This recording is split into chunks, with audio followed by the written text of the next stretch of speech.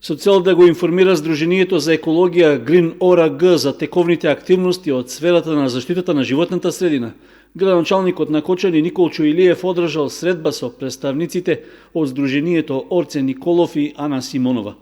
При тоа тој информирал дека напредува проектот за изградба на регионалната депонија во Свети Николско.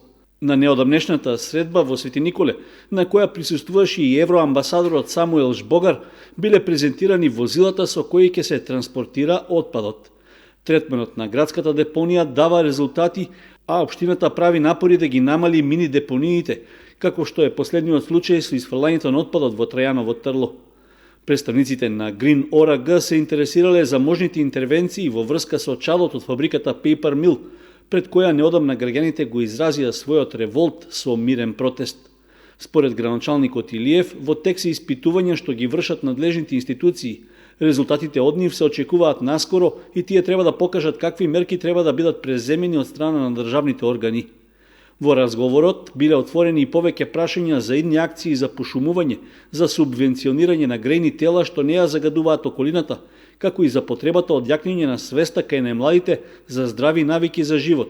Исто така се разговарало и за селектирање на отпадот, за видеонадзор над одредени јавни површини што се загадуваат.